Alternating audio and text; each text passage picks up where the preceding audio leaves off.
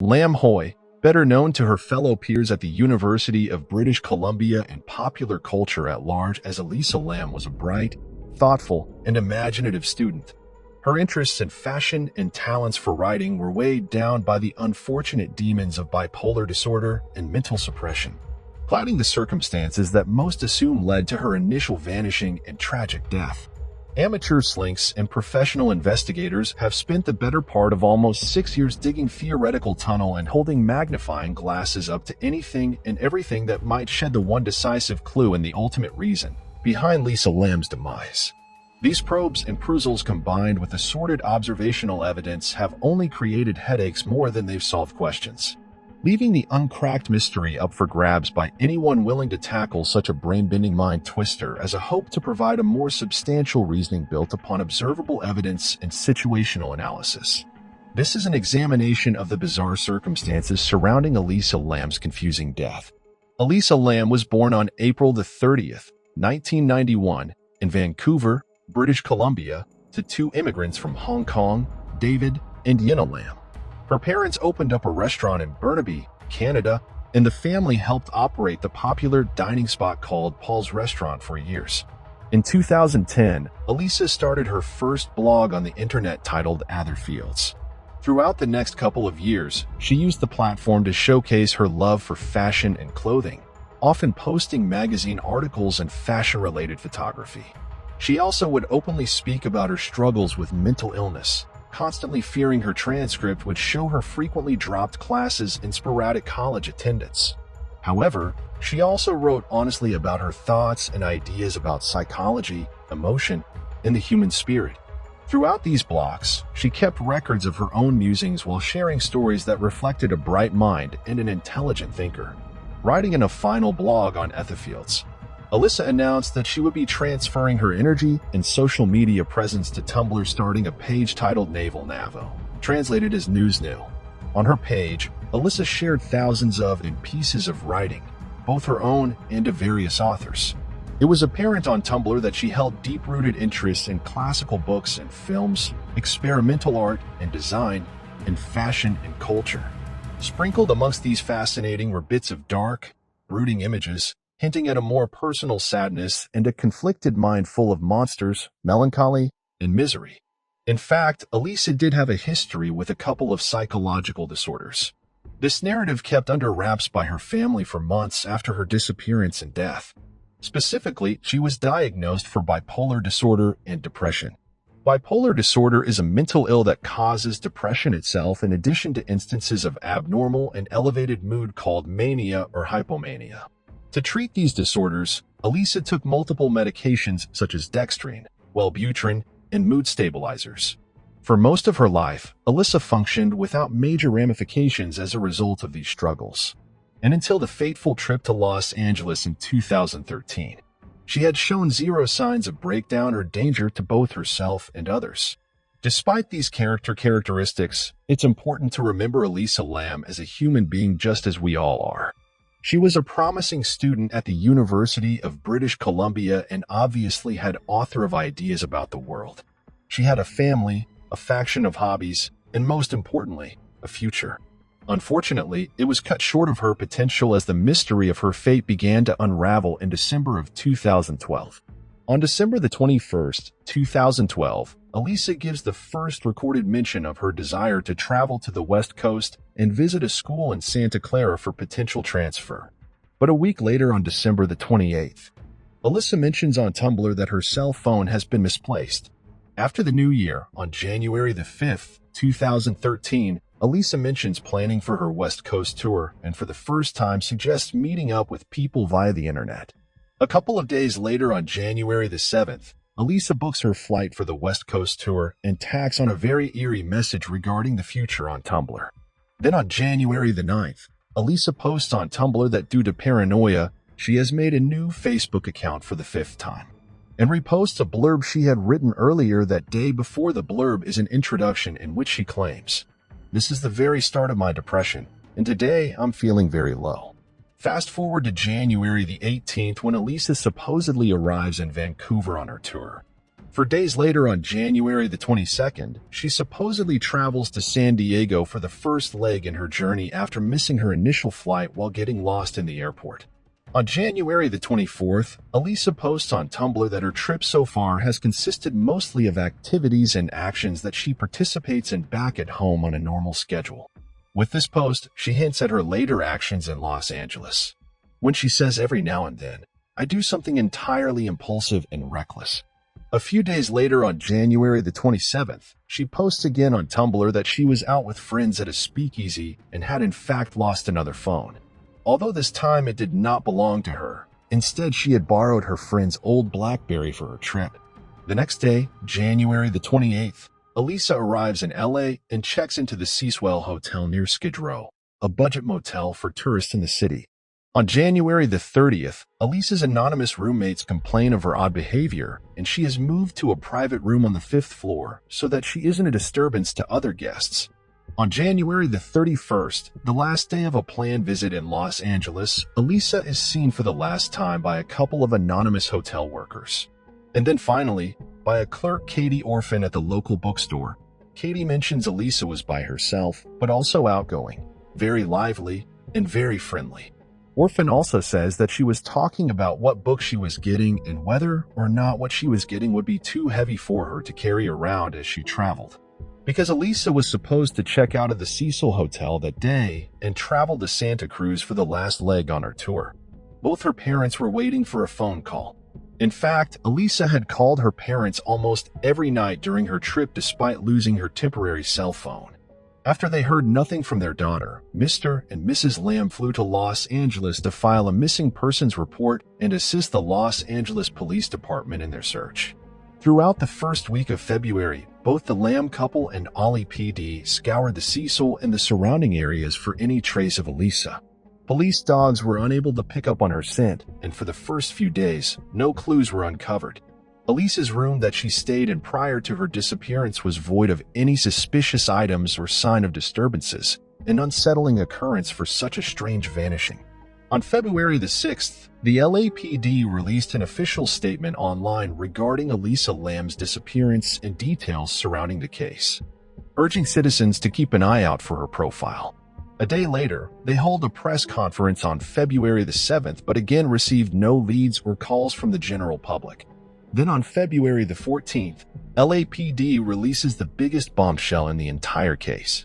An elevator surveillance clip from February the 1st showing Elisa Lamb walk in the elevator, press a series of buttons, and proceed to act in a bizarre manner. The clip was unsettling to say the least, but gave investigators one more glimpse into Lamb's final sighting, and brought the case to worldwide interests. The missing person search would soon come to an end, however, when on February the 19th, Cecil Hotel workers responded to multiple guest complaints about funny-smelling water and low faucet pressure. The employee went up to the rooftop water system, peered into an open tank, and discovered Elisa Lamb's naked body floating face up. LAPD was immediately notified, and the water tank soon became a crime scene. A couple of days thereafter, on February the 21st, the Los Angeles Coroner's Office issued a label of Lamb's demise as accidental due to the consequence of drowning, with bipolar disorder as a finding of other conditions contributing but not related to the immediate cause of death. In June of 2013, the full coroner's report along with the toxic results were released to the public as well. While not revealing any massive twist to the mystery, it did note that Elisa Lamb's body was indeed found naked, with her clothes also found in the water tank, discovered in a sandy particulate, along with her keys and watch. From here on out, thousands of theories, hypotheticals, conspiracies, and simple casual conversations have been discussed through the following months and years. Nobody seems to want to stick by the Ally Coroner's Office and their findings. Many questioned the police investigation, and even more saw possible holes in their final court. Regardless, the timeline of Elisa Lamb's death and its direct series of events blossomed into the most talked about case of the 21st century. Without a doubt, the most controversial and scrutinized piece of the Elisa Lamb's case is the 4-minute CCTV footage that the LAPD pulled from one of Cecil Hotel's surveillance tapes situated in the upper corner of a main elevator carriage in the northern corridor. Before we dive into its content, let's watch the main portion of the video. Be warned, the following images are unsettling and could be viewed as sensitive material. The video is a bit grainy, and segments of it are hard to clearly make out. But one thing is for certain, Elisa Lam is the subject of the footage and is clearly reacting to something. Now, what that something is will probably never be accounted for with 100% certainty, but it sure does make the clip that much stranger. It really makes you wonder, is Elisa appearing out of the elevator with the sense that she's been followed? One could argue she's talking out loud at certain points, possibly just to herself. Between the random buttons pressed upon her entrance to the emptiness of the hallways, to the undistinguished hand gestures and body positions she makes, the rhyme and reason to the video is impossible to explain upon the first watch. There has also been some controversy revolving around the tape's origins. Some people across the internet claim the footage skips 1 minute of the time code, but because of its low quality, it's not easy to point out. Others say that the footage itself has been tampered with, purposefully pixelating Elisa's mouth at various points. But these reports have been either denied or flat out ignored by professionals. One thing is for sure, the elevator footage from February the 1st, 2013, depicting the last known images of Elisa Lam have conjured both worthy concern and far-fetched conspiracies and remains the single most interesting piece of evidence linked to the entire case. Since the day Elisa Lam went missing, the CCTV tapes were released and her body was discovered on the rooftop of the Cecil Hotel. Countless theories have been proposed across the internet and publications all over the world, trying to unlock the secrets of the seemingly unexplainable mystery. Many of these assumptions are based purely in conspiracy theory. Some circles have drawn up wild fantasies that explain Elisa was playing an elevator game, attempting to cross over into alternative universes. Others believe Elisa was possessed by spiritual forces, encountered paranormal subjects, or was contacted by otherworldly beings. These farcical attempts to glamorize Elisa's death as science fiction or occultist are based upon zero observational evidence, connected by complex, coincidental claims and hyperbole. For example, the location of the Cecil Hotel is in Skid Row of downtown Los Angeles. This area is infamous for its high crime rates and suspicious activity. Drug peddling and violent crime are common both outside and inside of the hotel, which has its own history of murder and suicide. In 1985, serial killer Richard Ramirez, dubbed as the Night Stalker, stayed in one of the 600 rooms in the midst of horrifically killing 13 women. Another homicide suspect, Jack Univiga, stayed in the hotel in 1991. It was a frequent spot for those with suicidal tendencies, seeing a few people jump from the rooftop in the 1950s and 1960s. It even housed another cold case, that of Pigeon Goldie Osgood, a former telephone operator whose mutilated body was discovered in her room in 1964 and whose death remains unsolved. Despite the criminology of the Cecil, none of it can be directly attributed to the tragic death of Elisa. A much more real explanation is that Elisa Lam was followed during her time in Los Angeles, chased in the hallways of the Cecil Hotel, and subsequently murdered and placed in the water tank by a second party. Initially, this theory made sense. If you go back to multiple Tumblr posts that Elisa made throughout the end of 2012 and beginning of 2013, she was conscious about her outspoken nature and feared that one day her mouth would get her into trouble. At various points, she wrote about unsettling anxieties. One post read, "I'm going out tonight. I really hope no creeper comes near me."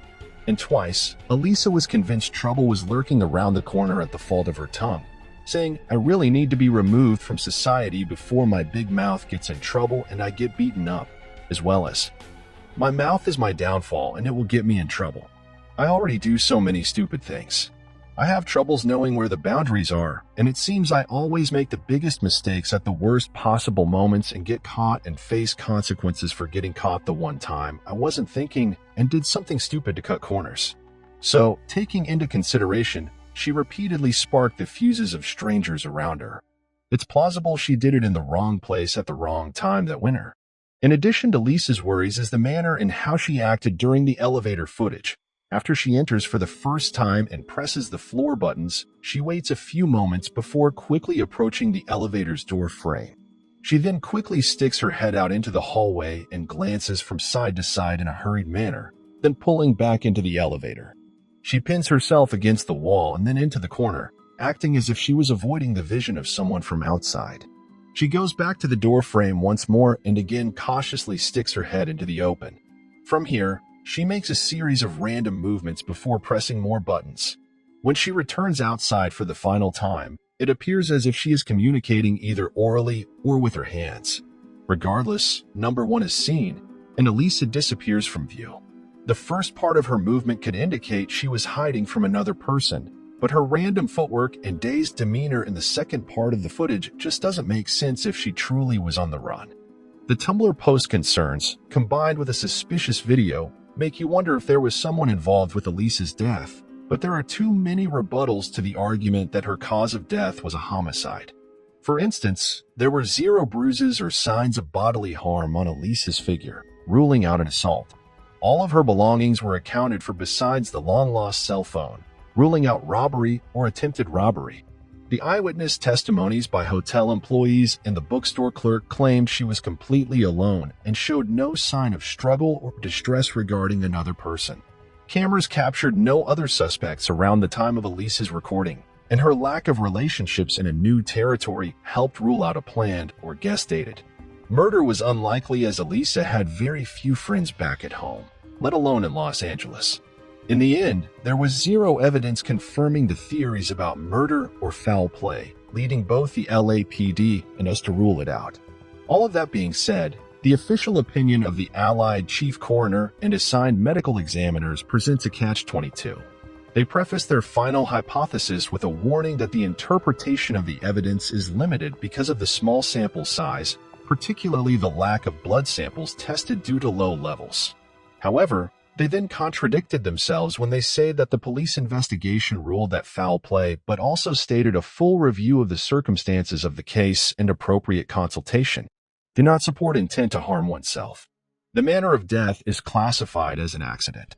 So, if there was no harmful intention either by Lamb herself or a second suspect, then how exactly did Elisa Lamb accidentally climb up a massive cylinder, discover it was the water tank, lift up an incredibly heavy lid, and jump into the dark water? And if the lid was already opened, why did she choose to climb in as a response? Murder and suicide are polar opposites that have been deemed inapplicable. Elisa was killed by someone else. Linger over the fact that the rooftop access was protected by alarms on the doors and the fact that accessing the water tanks required agility and strength. However, it's been repeatedly explained that the hotel has 4 different access points to the roof, 3 by fire escape that have no alarms, and that the water tank lids were either opened or lighter than originally assumed, easily operated by a woman of Elisa's size. So now we must find the middle ground between the 2 explanations and justifiably theorize how such a specific, unsearchable set of circumstances can be regarded as an accident. The most plausible and evidential theory is that Elisa Lamb suffered from a manic episode due to her struggles with bipolar disorder both leading up to and on the day of February the 1st. To start, we must consider the toxicology reports. 2 different antidepressant medicines prescribed to Elisa were either traced directly or metabolites were traced to her heart, blood, and liver enzymes. One of these drugs was bupropion, known to sometimes cause mania in bipolar disorder. Another mood-stabilizing medicine had metabolized traces to her enzymes, but Elisa's antipsychotic medicine was not found in her system. So in review, Elisa had only taken one of her prescribed medicines the day she passed, and had only taken the others recently, if not at all, in the days leading up to her death. The toxicology report also confirmed that Elisa had no alcohol in her system or other recreational drugs.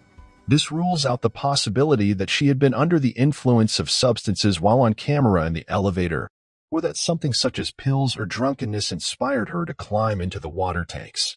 Her liver was not tested for a hypnol, better known as rohypnol. There was no urine in the system, meaning she excreted any and all liquid waste urine that would contain traces of rohypnol, ketamine, or other date-rape paraphernalia. Reflecting on the information regarding her history with mental disorders and the calculated prescription use and lack thereof, we must next understand what exactly an episode of mania is. Severe mania can include psychotic features such as hallucinations, delusions, paranoia, catatonia, and lack of insight.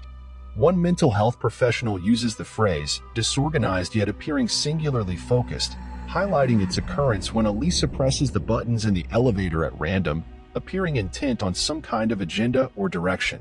Symptoms of mania also include psychomotor agitation, which involves repetitive, purposeless, or unintentional movements and behaviors. These movements and behaviors are made in response to feelings of restlessness caused by increased anxiety. Dr. Daniel Morale reviews in a medical journal that these actions can result in wringing of the hands, pacing, and taking off clothes repeatedly. All three behaviors were exhibited by Elisa both in the elevator footage and in or around the water tanks. The fact that Alito Lamb attempted to the roof at all could be a response to hallucinations and/or delusions. What these might have been is unknown, and it would be unfair to Elisa's memory to assume and fictionalize her mental illness. It's important to note that manic hallucinations are not just visual but can be manifestations of sound, smell, taste, and touch, another possible explanation for her removal of clothing. In combination with the inconsistent prescription upkeep, the pure fact that Elisa was in a foreign location with a lack of communication back home could have set off a manic episode. The people Elisa had been staying with since she booked a shared room with fellow guests stated that Elisa was acting strangely, to the point she was bothering the others and had to be moved to another room by herself. The additional trigger of isolation could have initiated mania, as well as playing a role in why she was by herself for the remainder of her time in LA. The last bit of promising evidence supporting this theory is a testimony received by us from a confidential resident, to be referenced as Resident A from Los Angeles, California, who wishes for both them and their family to be kept anonymous. After hearing about our investigation into the case of Elisa Lamb and having little to no prior knowledge of this scenario, Resident A told us that a few years ago, they had a family member in Mexico commit suicide as a result of manic depression or bipolar disorder. Resident A stated that this family member died from drowning after plunging into the death of a similar industrial water tank. Resident A also stated that this was a common occurrence for the family member, who was a result of their bipolar disorder, seeks out bodies of water whenever suffering from a bout of mania. Resident A confirmed that this family member was about 35 years old when they passed away but had been suffering from mental illness for over a decade and had an inclination to run away and find attraction to water throughout the years. While this case has no direct relation to Elisa Lamb, it's peculiar that both instances involve a confined bipolar subject who, as a result of their condition, drowned because of an unconscious gravitation to water. There is hardly any research done in the medical or psychological field regarding this phenomena, but we are incredibly interested if there are other situations like this one. If anything, it further confirms that Elisa's reason for selecting the Cecil Hotel's water tank to not be a mystery, but a tragic symptom of her psychological illness. In the end, taking all evidence, scientific research, and societal patterns into account, we've determined that the initial report from the chief coroner is accurate. In that, Elisa Lamb died accidentally due to drowning as an indirect result of bipolar disorder. While other theories were briefly discussed, their complete lack in observational evidence and origins from make-believe prevented them from serious consideration. The reason this case fascinates followers all over the world and produced incessant gossip and conspiracies is the fact that it's hard for people to accept simple, innocent explanations for complex and unsettling situations. Psychological disorders are heavily stigmatized but also very misunderstood. People do not want to accept that Elisa Lamb was suffering from hallucinations due to bipolar disorder because that's only in her mind, and they struggle to accept such distinctions. Instead, it's much easier to tell our own versions of what we want to have happened, something far more fantastical or intriguing than mental illness. For example, people believe another party was involved because Lamb's cell phone was missing, and her Tumblr remained active for months following her death. Yet the simple answer is her original phone was lost weeks before her trip, and Tumblr will populate active accounts with posts in the likeness of their previous content for a brief time after they go dark. People also couldn't wrap their brains around the fact that Elisa made it to the rooftop and into the water tanks undetected. However, it's quite simply laid out in the undisputed material facts and supporting evidence section of the motion for summary judgment document after the Cecil Hotel was sued for its role in Elisa's death. In Box 10, it states that the rooftop access door is equipped with an electronic alarm system, which alerts hotel employees when the rooftop access door has been opened, followed by box 14, which states that the alarm for the rooftop access door was not activated at any point in January or February 2013. This means that Elisa used one of the 3 fire escapes to reach the rooftop, proven possibly by an intentional guest at the Cecil Hotel via a YouTube demonstration. In addition, the motion for summary judgment reports in box 20 that someone could theoretically access the water tank by climbing to the top of an elevator utility room and jumping down upon the water tank from above. This photo depicts the elevator utility room in question, which allows easy access from a red set of stairs and a joined ladder. The leap from that structure to the water tanks is also quite negligible as seen put to scale with the size of a human portrayed here. In terms of the elevator video, our story-centric minds want to fill in the hallways on either side of that elevator full of monsters, perpetrators, and supernatural phenomena. But in reality, there was nothing of the sort the night of February the 1st, 2013. Only Elisa Lam truly knows what she saw and what she felt the day she died. And it's up to us to trust that it was the unfortunate unpredictability of mental illness that caused those emotions and the resulting actions. After all, Elisa was a young woman who had recently gone through intense emotional roller coasters with an identity crisis and building anxieties revolving around her purpose. She was somewhat aware of this impending depression and admitted online that she could tell she was leaning towards impulsive and reckless tendencies after the fact, a glaring sign of potential mania. She was about the age that many young people start to experience what are called breakthrough symptoms of both bipolar spectrum and schizophrenia spectrum tendencies. The unfamiliar surroundings of Skid Row in Los Angeles, potential insomnia, mixed with an absence of proper medicine compounded her confusion and eventual mania. There is no single ruling factor that led to Elisa Lam's harrowing misfortunate death. Instead, it was a combination of nature and circumstance heightened by coincidental video recordings that cultivated a gross amount of inconsiderate internet conspiracy.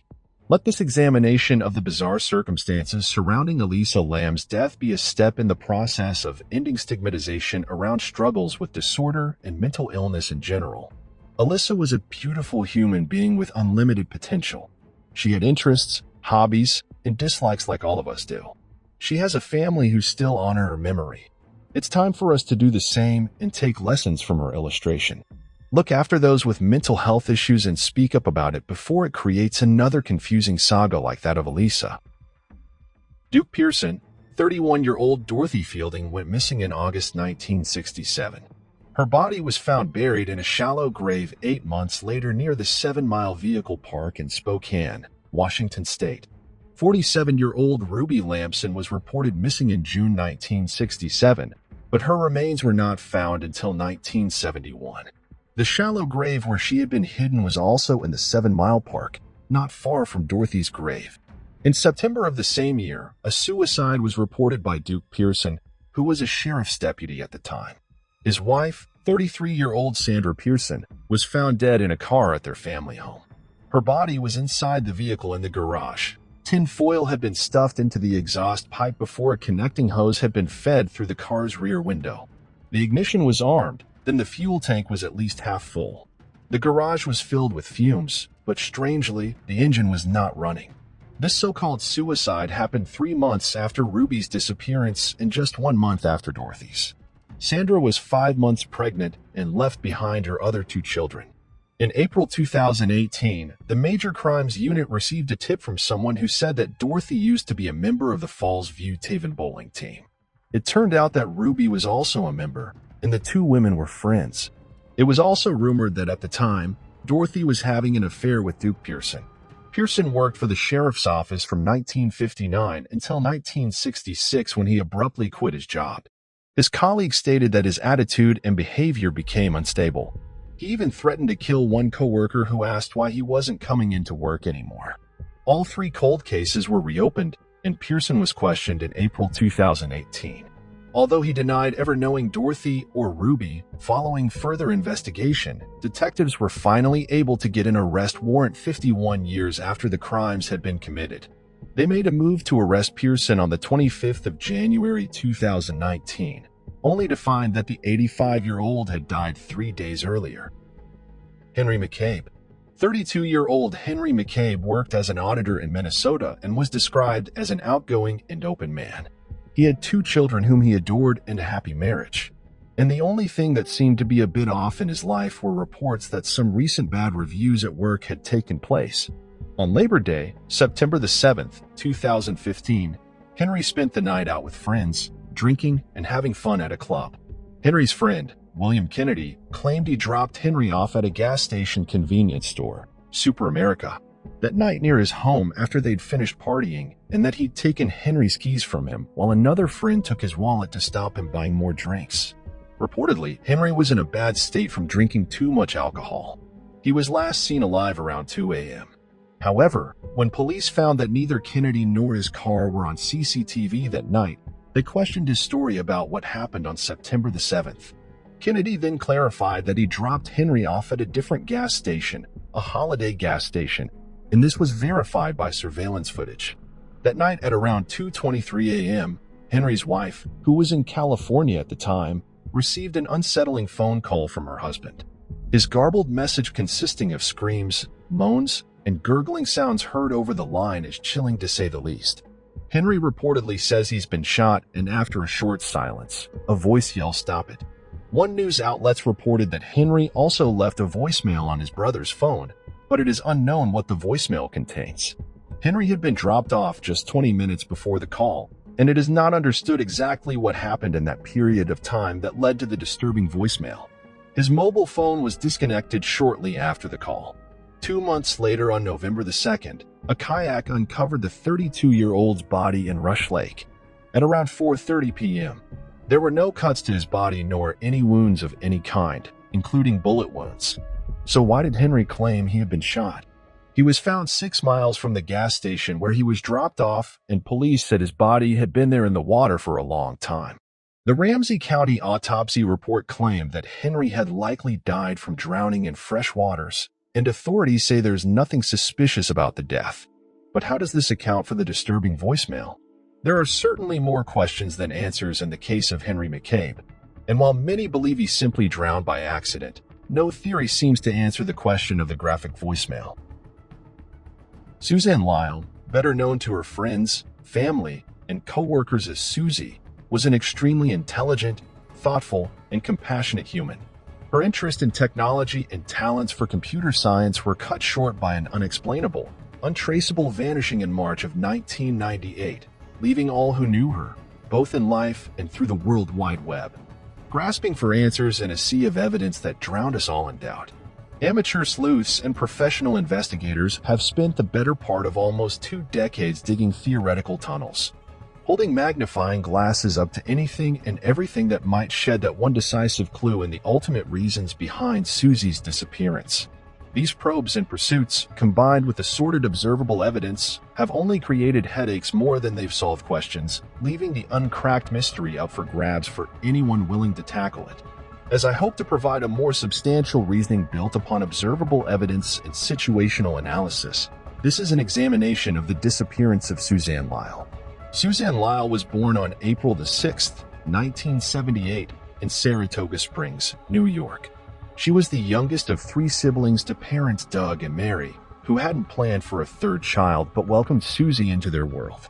Susie was a quiet, shy, yet unbelievably introspective young girl. Growing up close to her older brother, Stefan, Susie would stick to herself at school instead of forming many social relationships. However, she nonetheless had a deep understanding of human nature and wrote poetry in her notebooks, so passionate that she would jump out in the middle of a shower with the water still on and run into a room just to jot down her latest inspiration. This sensitivity and dedication soon bled into the realm of science and technology, where Susie would research all day and build machines and trinkets from scratch by night. In high school, Susie discovered her love for computers and, by extension, the internet. As a teenager, Susie would form virtual friendships with other tech lovers on message boards, eventually joining a computer club in the nearby town coffee shop. It was at these informal meetings where Susie met her long boyfriend, Richard Condon, a fellow intellectual and computer whiz. Over the next few years, Susie and Richard grew very close. Even after he left high school a couple of years before she did, Susie maintained a romantic relationship with Richard despite their age difference. In 1996, Susie finally graduated from the local high school and attended the State University of New York at Oneonta to officially study computer science. However, just a year at Oneonta proved to be too easy for Susie as her coursework wasn't challenging her actual level of intelligence. To increase her studies, Susie transferred to the State University of New York at Albany, or SUNY Albany for short. Doug and Mary believe that Susie had actually transferred to be closer to Richard, who lived much closer to Albany. Doug described Richard as being very mature for his age, and Mary felt that he had been a little controlling in regards to his relationship with Susie. It didn't affect Susie's independence though, as she worked 2 off-campus jobs at local computer stores, including a Babbager's game shop at the local Crossgate Mall in Guilderland, New York. As time passed through the winter of 1998, all seemed normal to Susie and the rest of the Lyle family. Doug and Mary were happy as empty nesters with 3 children achieving their goals and moving on to greater things. Susie was balancing classes with work, a relationship, and, of course, her passion for computers. Everything proceeded smoothly despite the occasional school-related stress until March of 1998 brought an unexpected gloom and doom, not just to Susie Lyle but to her family and friends as well.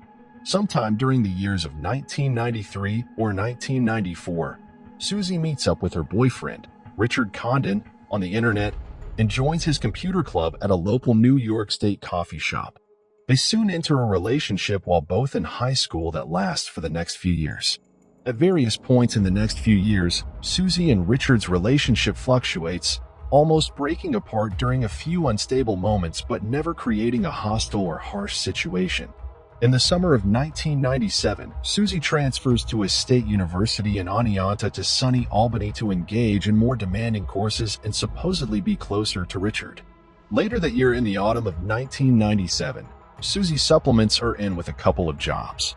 Not long after the turn of the new year in the winter of 1998, Susie tells an anonymous coworker at the mall that she feels as if she's being stalked by someone she doesn't recognize. Susie shows little fear or anxiety despite the hunch and never reveals further details to either the coworker or her family. On Valentine's Day, Susie's mother, Mary, drives to Richard's house in the afternoon for a quick stop. Mary theorizes that Susie was delivering a Dear John letter as preparation for a final breakup.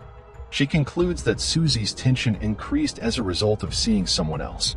Who this someone could be was unknown. Throughout the remaining days of February 1998, Susie goes to work at Babbage's under immense stress from upcoming exams, often appearing uptight and in a variety of moods around her boss at the shop. On March the 1st of that year, Mary talks to Susie for the last time. Mary recalls Susie being concerned about finances and waiting for the next paycheck to arrive. Mary attempts to offer a bit of money to her daughter, but Susie declines the proposal. On the morning of March the 2nd, Susie completes the big exam she had been anxious about in the preceding weeks.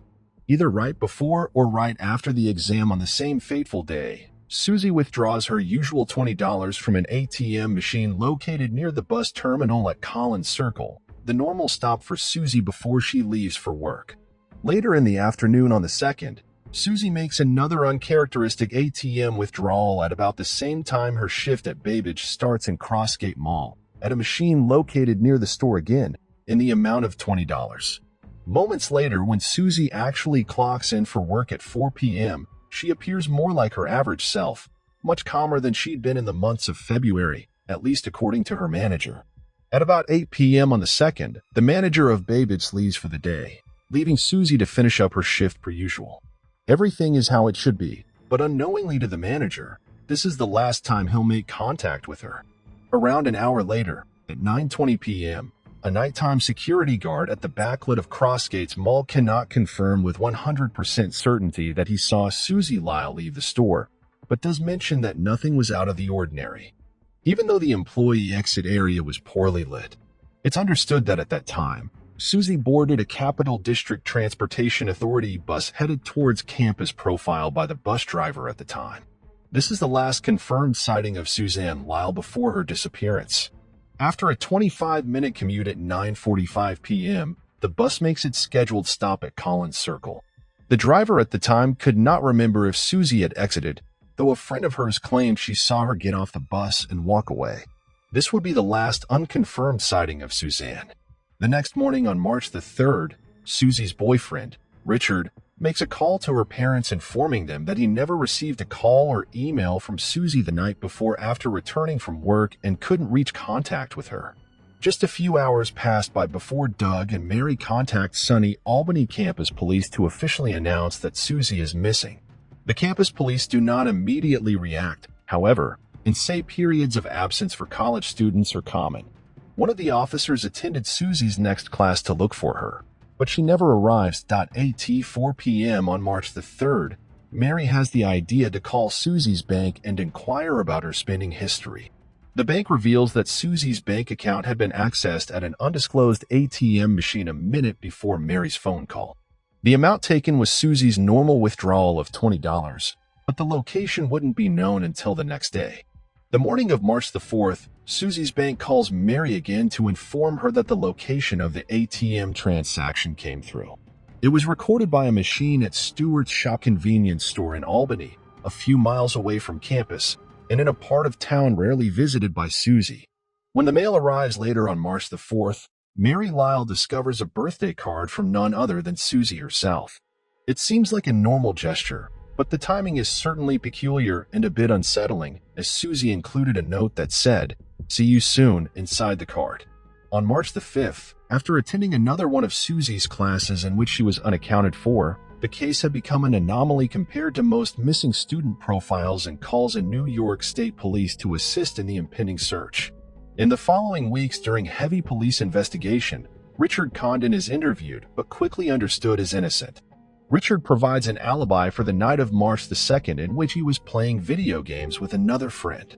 Police also interview the bus driver on Susie's route to and from work who says he remembered Susie getting on the bus in the evening and was certain she didn't get off at the last stop at night, but wasn't sure if she did indeed exit the bus at Collins Circle. A few weeks of analysis of the ATM withdrawal also lead police to unrelated security camera footage of an unidentified man shopping at Stewart's Shop convenience store around the time of Susie's account usage. The man was wearing a ball cap and jacket, and a sketch of his face was shown to the public, his profile titled The Nike Man. In May of 1998, authorities discover Susie's name tag from Babbage in a parking lot on the sunny campus 90 feet from the bus stop. However, it's never determined how long the tag had been lying there, and police recover zero traces of DNA or other forensics. Later that year, the supposed Nike Man from the police sketch comes forward and cooperates with investigators, in which he is interviewed regarding the events of March the 3rd. His story removes any suspicion and is quickly dropped as either a witness or suspect.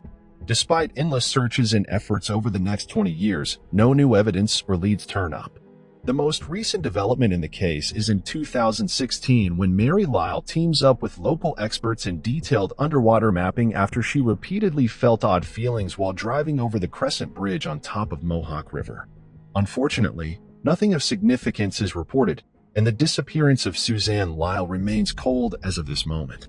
When dissecting the entire case, the most scrutinized and heavily referenced pieces of evidence are the ATM withdrawals and the complete mystery regarding who exactly accessed the machine, with both Susie's debit card and the respective personal identification number.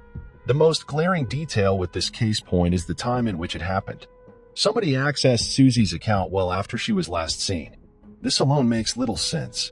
If Susie was robbed and then kidnapped, why would the culprit wait almost 24 hours before actually using her debit card? It's been clarified that only two people knew the exact PIN for the bank account, which was Susie herself and Richard, her boyfriend. However, while this seems suspicious on the surface, it wouldn't take too much coercion for a kidnapper or perpetrator to obtain the information from Susie if she was held captive. That's not the only strange aspect of the ATM ordeal, though. Doug and Mary Lyle were certain the location of the ATM at an Albany convenience store in a different part of the town was nowhere near the usual route Susie took to either work or leisure activities. It wasn't a popular place for purchases made by fellow Sunny students either. The clerk of Stewart's shop did not recognize Susie's picture and didn't remember seeing her on March the 3rd or any day prior. Police thought they had the ATM mini-mystery solved when they viewed CCTV footage at Stewart's shop and noticed a suspicious figure who walked inside of the store around the same time the ATM machine was operated under Susie's account. This spawned the Nike Man, suspect, and conspiracy theories, but ended up being nothing more than circumstantial theory and rumored racial profiling.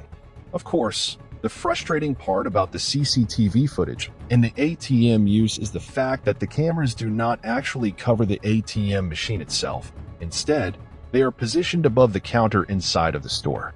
Thus, anyone can use the ATM without exposing their identity. This adds a wrinkle in Susie's case. Not only are we blocked from seeing who was exactly activating her information, but we must take into consideration that this location was used on purpose by the user, whether it be a kidnapper or even Susie herself. The user might have known this specific ATM was protective of identity and could only be traced by GPS rather than facial profiling. In the grand scheme of things, the ATM controversy is certainly the biggest case point, but also a fruitless trail of conspiracy and confusion rather than telling us anything useful at all besides the fact that someone involved was risking their plan at 4 p.m. on March the 3rd. Since the day Suzanne Lyle went missing, the ATM conspiracy sparked up and her name tag was discovered in the parking lot near Collins Circle. Countless theories have been proposed across the internet and publications all over the world, trying to unlock the secrets of the seemingly unexplainable mystery. The most popular theory centered around Susie's longtime boyfriend Richard Kahn, despite his alibi, clearing him of any potential guilt or wrongdoing. Followers of the case stuck with their gut feelings. Many pointed out that he was the only other party to have Susie's bank account PIN in his possession and would probably be aware of a $20 withdrawal pattern. However, as previously mentioned, anyone could force Susie to share the PIN under the right circumstances.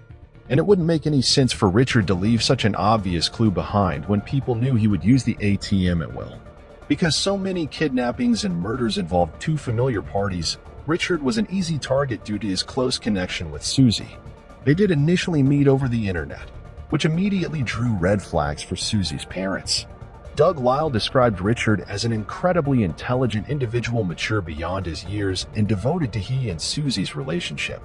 Mary Lyle thought he was too clingy and a controlling boyfriend, always checking in on Susie in the evening and accessing her computer from his own, violating what most would see as an invasion of privacy. In fact, a few internet conspirators proposed that Richard hacked the Stewart's shop ATM from his computer to supposedly throw off investigators. Regardless of Richard's perceived characteristics, Susie never outwardly complained of his persistence or overbearing personality. Police weren't ever 100% willing to give up on Richard as a suspect, though.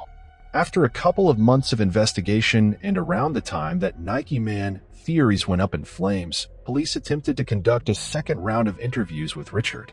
However, Richard refused this time, citing he wouldn't talk anymore without a lawyer present, and rejected a request to take a lie detector test without any actual evidence connecting Richard to Susie's disappearance.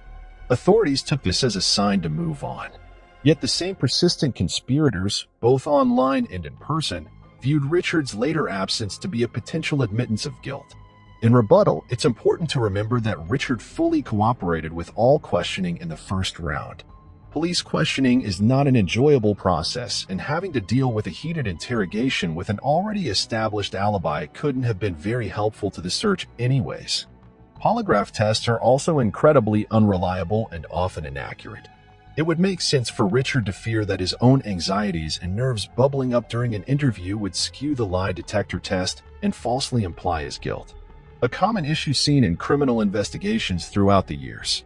When one thinks about the point at which police went back to Richard, it becomes obvious that after the nightmare suspect fell through, authorities were desperate for a concrete lead or a new suspect and figured Richard to be a probable receptor. In the end, Richard maintained his innocence throughout the process, eventually remarried and moved on from the case entirely. A couple of other potential suspects were considered at one point or another, although both were cleared almost as fast as they were uncovered. One of the suspects wasn't profiled as a specific person, but instead hypothetically drawn up from a very similar case exactly 13 years prior to Susie's disappearance. In March 1985, Another sunny Albany undergraduate student named Karen Wilson was last seen getting off a public transit bus 1 mile away from campus, much like Susie's vanishing. An intense search bore no evidence or traces of current, leaving the case just as cold. When combing through other criminal records in the upstate New York area, police also came across documents from an anonymous convicted rapist who just so happened to be on the move at the exact same time Susie disappeared. However, upon extraditing the fellow from Illinois back to New York for questioning, he revealed a solid alibi and was excluded from any further consideration. Another convicted criminal was reckoned to be a suspect 7 years later in 2005 when a man named John Reagan faced trial for the attempted abduction of a female high school student in 1993. The kidnapping occurred on the streets close to Saratoga Springs High School, just a short distance away from the Miles' hometown of Ballston Spa. Both Susie's parents and investigators thought the similarities of the cases were peculiar and attempted to question John about any possible involvement. Unfortunately, John refused to discuss any outside cases with authorities and ended up in jail for his own crime. Police skeptically crossed his name off the list. One of the biggest theories churned from the mystery is one that many people are afraid to consider and do not want to discuss: the fact that Suzanne Lyle might have left on her own accord. While there is no explicit evidence that confirms such a belief, it must be considered in a case with no solid rhyme or reason. Susie was a very private person with little social interaction. She had her boyfriend, her family members, and her coworkers, but that was about it, at least to our knowledge. It's important to remember she spent a lot of time on the internet, connecting virtually to a whole other community. That's how she met Richard in the first place, so it's not out of the realm of possibility that she met others in anonymous message boards. What if she met a group of people that persuaded her to leave? While incredibly unlikely, there wasn't anything forcing her to stay in the Albany area. In the same vein, Susie's mother said multiple times that Susie was living paycheck to paycheck and specifically worried about her funds in the days leading up to a disappearance. Mary even tried to loan a little money, but Susie was quick to reject the offer. Another internet-related possibility was Susie found an alternative method to make money or received an offer she couldn't refuse from someone out there in the web. If it were far away from home, she would most certainly need a little money to supplement the journey, which would explain the frequent ATM withdrawals both on the 2nd and on the 3rd of March. Everyone wants to say that someone must have coaxed the account PIN from Susie and used the machine themselves. But because Susie was one of only 2 people to know the security number, it was Susie herself to make the withdrawals. Both Doug and Mary Lyle agree that their daughter was a creature of habit and wouldn't venture away from a normal way of life, which, on one hand, explained the consistency of the $20 money orders, but also makes one question why she'd make such a drastic decision to leave home. It would also be very cold-hearted to leave without telling a single soul, but also to send her mother a birthday card, seeming to imply that she would see her soon. On the other hand, it's more likely that Susie had a secret mission only she knew about and was kidnapped or worse somewhere along the way. She very easily could have wanted to remain quiet about an errand or internet-related task, but ran into trouble without anyone knowing. This would still explain the random ATM usage and why she disappeared without a trace while leaving her possessions behind. The argument against such a claim, and the biggest wrinkle in the entire Suzanne Lyle case, is the employee name tag found in the parking lot near Collins Circle, 2 months after the disappearance. If Susie left on her own accord, why in the world would she or her kidnapper come back to the sunny Albany campus to place her name tag near the place she was last seen? The only reasonable thought is that Susie dropped it off after departing the bus and rerouting to another destination other than her dorm, considering the parking lot in which the tag was found is in the opposite direction of Susie's living quarters. Some reports have stated that the name tag found isn't even the one she would have been wearing the night she worked last. It's also peculiar that the clue wasn't even discovered until 2 days after she went missing, if the sunny Albany campus was combed by investigators as rigorously as they maintained it was. The whole scenario is as mind-boggling as the case itself, leaving most theories up in the air. When looking at the big picture, it's nearly impossible to confidently give a solid conclusion regarding Suzanne Lyle's mysterious disappearance. However, taking everything into consideration, only one theory truly makes sense. Susie was taken by someone only she knew, anonymous to even her closest friends and family. This hypothesis stems from two major clues hinted out by Susie's coworkers and her mother. The coworker revealed early on in the search that Susie had mentioned she felt she was being followed by an unknown figure but wasn't worried, meaning it could have been someone she either vaguely recognized or wasn't even sure it was a stalker. Then Mary Lyle shared she believed Susie had been seeing someone outside of Richard due to a little bit of strange behavior and the crumbling connection with her ex-boyfriend. Both propositions are quite possible, and while neither can be confirmed, they would both play intricate roles in a possible kidnapping and could easily be connected to one another. How did Susie know this theoretical person? The internet? Records indicate that police did a technical analysis of Susie's computer, but whether or not they saw surprising history or frequented message boards is unknown. Even if they did, it's not difficult to hide virtual relationships that aren't tethered to a physical hard drive. If Susie was indeed up to something with somebody she wanted to keep a secret, the internet was probably her only communication.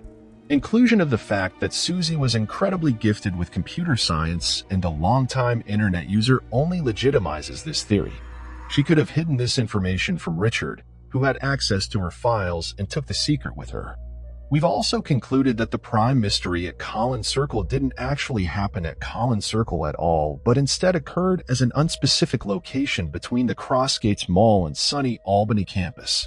This conclusion arises from the lack of assurance in supposed eyewitness sightings of Susie after she clocked off work.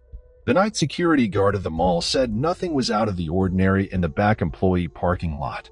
And the bus driver of the specific vessel that picked up Susie on the night of March the 2nd confirmed that he saw a person get on board at 9:20 p.m. However, the assurances stop after that. The bus driver never remembers Susie exiting the bus at Collins Circle, only that she got off before the last stop. In addition, the student who claims to have seen Susie on campus at 9:45, the night she vanished, only thought she saw Susie and was interviewed an entire 48 hours after the fact. These wobbly, unsure sightings are too fragile to believe with certainty. In terms of after boarding the bus, we believe Susie met with her contact in the Albany suburbs and was either abducted that night or sometime during the following day. She was most likely meeting a secret lover or virtual friend, probably needing money to explain her random withdrawals throughout the afternoon, and was then forced to take out more the following day after the suspect showed their true colors. Explaining the ATM withdrawals on March the 3rd. The perpetrator probably strategized using an ATM without a dependable security camera and utilized the Stewart Shop hidden machine out of the view of CCTV. We believe Susie was still alive on March the 3rd and was the person to actually use the bank PIN since it had been entered incorrectly only once, and her usual $20 amount was withdrawn. After this moment, while under the threat of her captor, Susie's fate dissolved into darkness. She never returned to campus as her tap card for the dormitory wasn't used after March the 2nd. In terms of the mysterious name tag found in the sunny Albany parking lot, we figure the true perpetrator discovered that was the assuming location of Susie's last confirmed activity a couple of months after the initial disappearance. So they thought of an item that would link to Susie, clean to her work name tag, traveled back to the campus, and placed it near the Collins Circle bus stop, all to try and keep authorities on the wrong trail. It may seem like an unnecessary and extensive team, but the clues lack plausibility in the first place and fit within the ultimate findings. We are confident she intended to resume her normal life after the meeting with a stranger, resting in the facts that she told her mother in her birthday card. See you soon. What eventually happened to Suzanne Lyle will not be speculated to save her case from the endless pits of inconsiderate conspiracy theory. Her parents have attempted the same grace and through finding the positives of such a confusing tragedy, have managed to sustain laws regarding the time period state and federal law enforcement investigate missing persons cases. Young adults like Susie, specifically college students, have historically been mishandled when reportedly missing, and the Lyles' legal efforts have made their daughter's age group just as much a priority as young children. It's regular people like us who can help aid these programs and help fight the growing number of missing persons cases. We wouldn't report this if we didn't think it could help to remind the world, spread awareness, and potentially help bring a new clue or lead to the forefront of the search.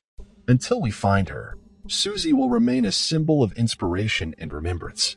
It's important not to forget that before her case froze, she was a human being. a woman with a future in computer science and a leader in technology advancement in the 21st century. She was quietly bright, with an intelligence unlike any of her peers. Her dedication to poetry and creativity sparked a light across all she came into contact with. And we hope that light continues to shine again here soon. Until then, the search continues as we push for persuasiveness and fight for answers to the disappearance of Suzanne Lyle and the mystery at Collins Circle. Mary Shotwell Little, born January 14, 1940, was a newlywed and 25 years old when she disappeared from Atlanta, Georgia in October 1965.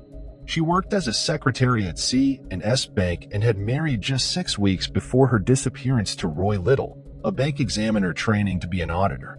On October 14th, Roy was out of town on a work-related trip, and Mary was preparing a party to welcome him back home. After work, Mary stopped for groceries and had dinner with a co-worker at Linwood Square Shopping Center in the Buckhead neighborhood of Atlanta.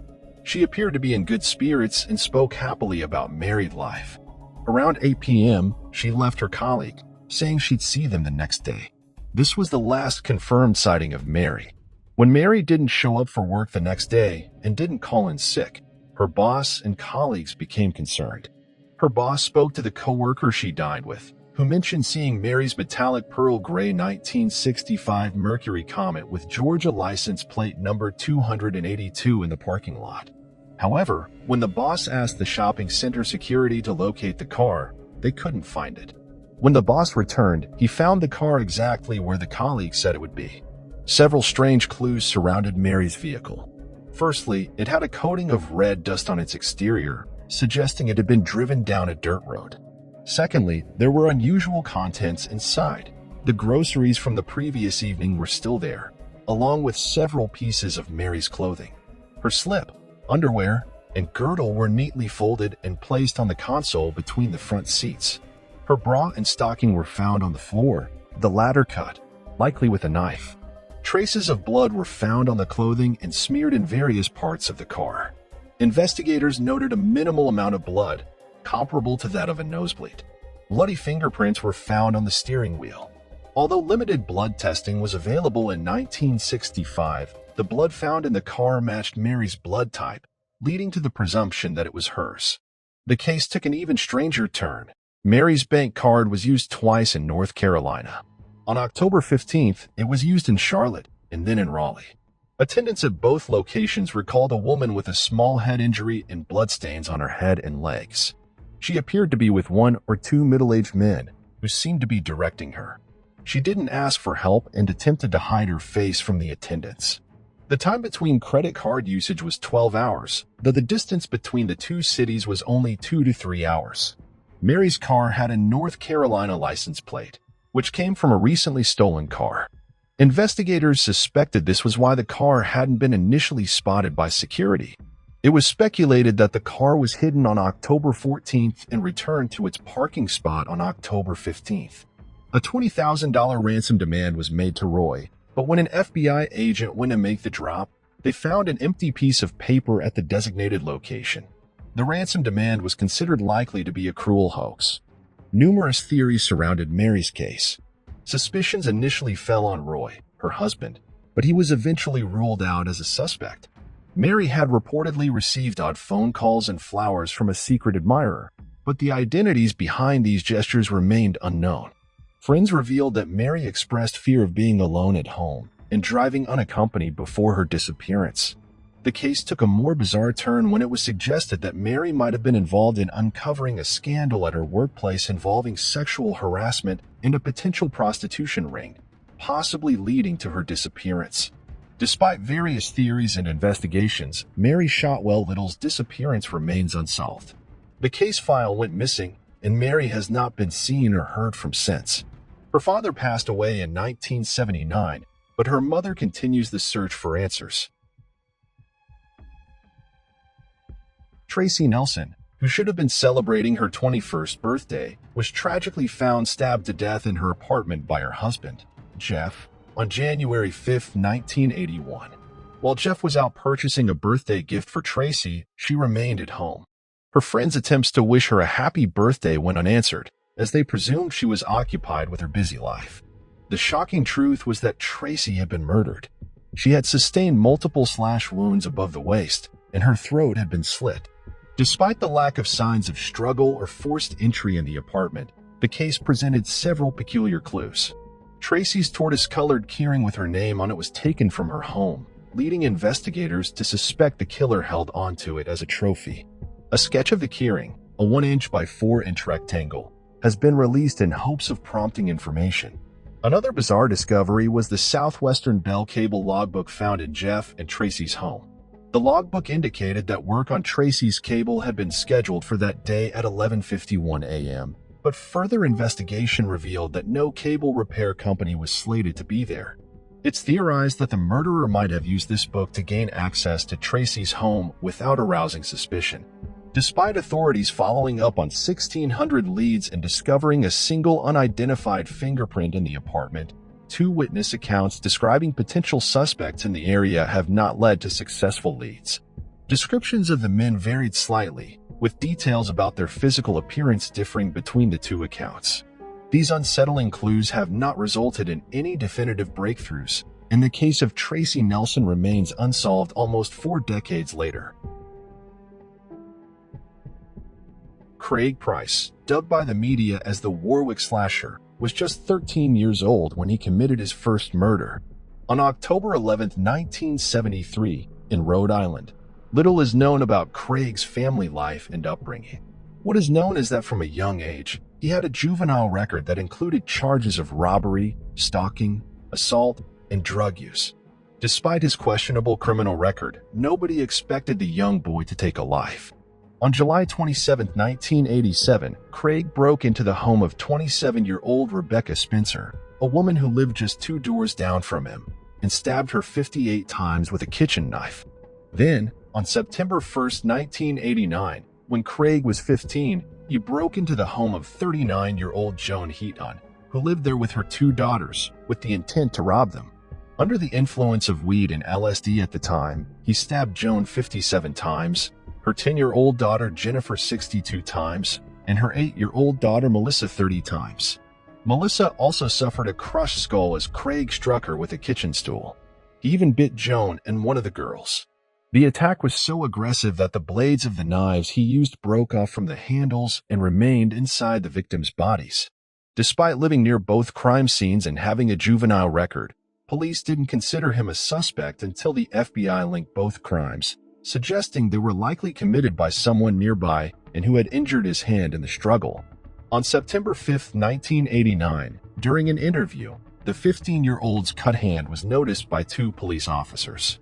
Craig claimed he cut it while drunk and failed a polygraph test. This led to a search warrant for his home, where bloody clothes and knives were found. Upon discovery, Craig remained calm and confessed without further pressing, lacking remorse. Even more disturbing, he mimicked the sounds of his victims dying as he confessed to the crimes. He attributed his actions to early exposure to violence. Arrested a month before his 16th birthday, he boasted about making history, having been tried and convicted as a juvenile and set to be released at 21. However, his case led to changes in laws, allowing juveniles to be charged as adults, though this couldn't be applied retroactively.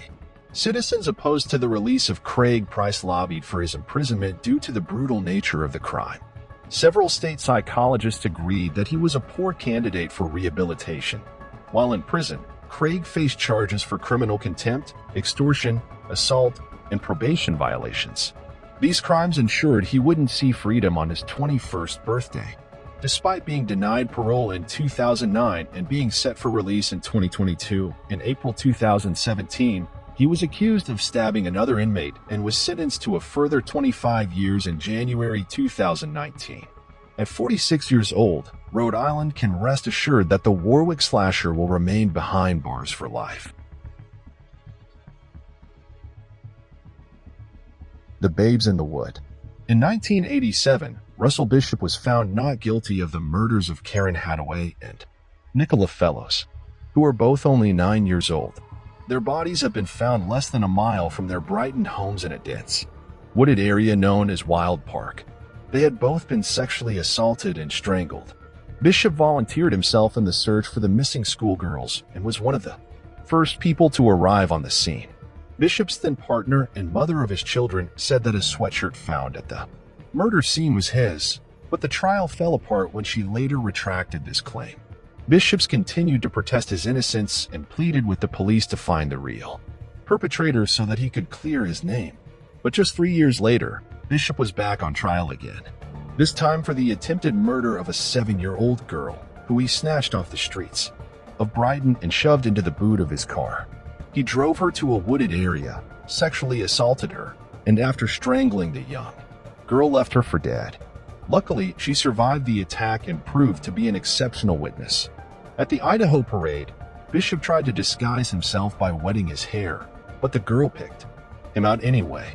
He was charged with attempted murder, kidnap, and sexual assault. The court found him guilty and sentenced him to life imprisonment. Even though Bishop was safe behind bars, detectives never gave up their fight to get justice for Karen and Nicola. In 2005, the double jeopardy law was scrapped in the UK, meaning that Bishop could be retried for the double murder, even though he'd already been acquitted once. In this second trial, the prosecution was able to link DNA evidence taken from the sweatshirt to both of the girls and Bishop. They were also able to prove by a 1,000,000,000 chance that a sample taken from Karen's arm matched the DNA profile of Russell Bishop. Of course, none of this forensic ever was available at the first trial in 1987. Bishop tried to explain away the evidence by saying that when involved in the search for the schoolgirls, he had touched both bodies at the crime scene to try and find a pulse. However, 2 witnesses who were teenagers at the time testified that Bishop didn't go anywhere near the bodies during the search. In December 2018, Bishop was sentenced to life again the Old Bailey in London, with a minimum term of 36 years. He will be 82 before he can be considered for release. It had taken 32 years, but new forensic evidence had finally won justice for the families of the babes in the wood. Linda O'Keefe. The photograph of 11-year-old Linda O'Keefe had been hanging on the wall of the Newport Beach Police Department for 45 years. It was kept there as a reminder for officers never to forget her unsolved murder. Linda went missing on the 6th of July 1973 while walking home from summer school in Southern California. She was seen talking to a stranger in a turquoise van before she vanished. The body was found dumped in a ditch the following day. She had been sexually assaulted and strangled. In the summer of 2018, police began publishing a series of tweets on Twitter that were written as though they had been posted by Linda herself. The tweets told the story of her murder and asked for help to find her killer. Please use evidence collected at the crime scene to produce a DNA profile that could predict the killer's skin, hair, and eye color. Then they made a sketch of what he might have looked like if he was aged 25 in 1973 and what he might look like now. After these sketches were released on Twitter, the authorities said they received a significant lead. They turned to a genealogy website that allows users to submit their own DNA samples to search for relatives and ancestors. They got a hit, and 72-year-old James Neal was arrested in Colorado in January of 2019. Alistair Wilson, a 30-year-old residing in Nairn, northeast Scotland, in 2004, was married to Veronica for 6 years and had 2 young children. Working as a banker, he was set to start a new job in 2 weeks. Unfortunately, Alistair never got to realize his new goals. On November 28, 2004, while Alistair and his family were at home with friends, the doorbell rang. Veronica went to answer it, assuming it was their friend arriving early to pick up their baby. A stranger stood at the door, addressing Alistair by name. Unalarmed, Veronica fetched her husband, assuming it was work-related. She continued reading bedtime stories to the kids while Alistair headed downstairs. The conversation between Alistair and the stranger lasted several minutes, its contents unknown.